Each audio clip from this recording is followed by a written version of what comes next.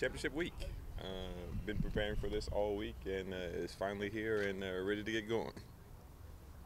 Robert, you guys brought a lot of pieces back on your women's side. You know, how comfortable are you going into this meet with what they can do, and what do you think it'll take for them to pull it a win? We have to go out there and perform. Basically do some of the things that we did to get here. And that's to go out there and compete and get those big cues and little cues to qualify and get to the next round.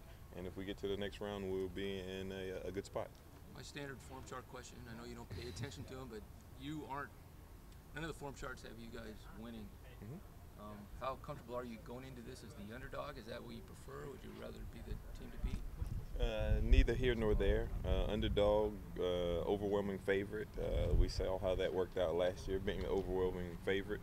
We've also saw where we were supposed to finish sixth and turn out to be the overwhelming favorite. So it is what it is. It's one of those things to where you have to get there and continue and run the meet.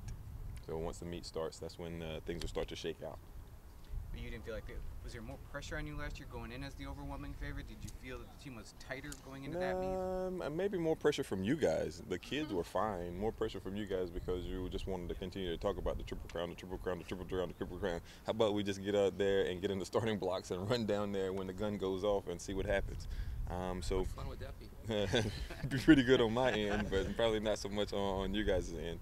So that's where the pressure comes from, just the fear of the unknown. And I don't think any kid on our team didn't understand the magnitude and the gravity of what was happening, and they responded accordingly. Is there anyone that we should be looking out for, like as a surprise maybe, or? I would love all surprises, good ones at that.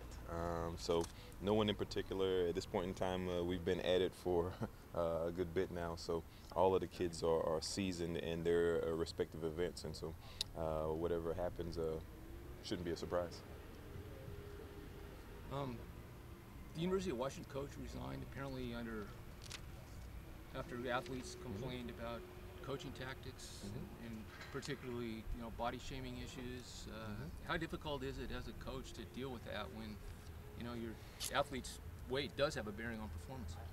Yeah, it's a huge contributor to performance. I think we have the resources and the people here that address those conversations and talks. I think it's something that can't be ignored, but I also think there's a correct way, or maybe even a politically correct way, to go about and discuss those things.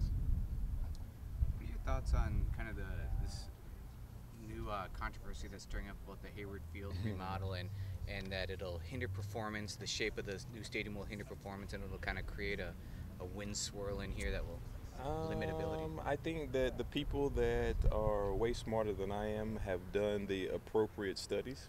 I know there's a wind study that went along with putting together this new design of Hayward Field, and I would err on whatever it is that they recommend. How are you feeling about your men's team going in? I know they had a little bit of some tough setbacks at the regionals, but how are you feeling that they're situated? Definitely a setback there on the 4x1, and then of course the James West situation, because those were guys that we thought that could get to the meet here and score. So that's a little bit of a hiccup, I think I called it at the point in time. But we're a next man up mentality, and so others are going to have to step up and continue to make up for those points that those guys are lost. Is this what you were talking about when you said you weren't a big fan of the regionals? No. Yeah, it's one of those things to where you penalize those kids that are highly ranked. You have them out there for a couple of extra weeks there in the season when it could be over and done with. But regionals is over, and now we're just focused on the national meet. Sort of is a tricky situation where you got people you don't want them to run too hard because might impact how they do at nationals, but you want them to run hard enough to qualify. Yeah, you could see there if you look at those distance events at the West region, and maybe bad for saying this, but Joe Franklin was a culprit of that, and he's the New Mexico coach, and he had his girls go out there and hammer in the 10K as well as the 5K, which I can appreciate and applaud because his kids were fit and they went out there and did what they were supposed to do to advance the next round. But what I'm saying, if you look at that, those two events versus the East region, we're over a minute and a half faster in that event. Now, some would say maybe there's better kids in the in the West, but you know, to be a minute and a half faster than the East region, that's tough. Never happened that way before.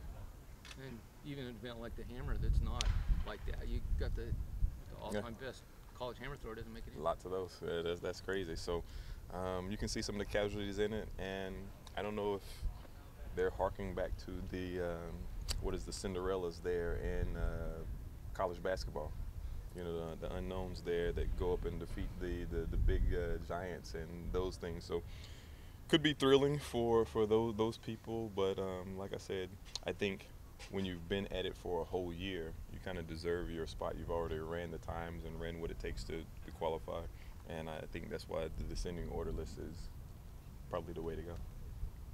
Non-sports question: what do you think of the softball team? Can they win it all? Hey, I got up and watched that the other morning, or actually delayed going to practice to watch some of that. So they have a game tonight, I think at 4, or maybe not tonight. Well, night there, 4 o'clock our time, where they play Washington. So if I remember correctly, they went there and beat the Huskies pretty good. So hopefully that'll be another trend continuing there in Oklahoma City.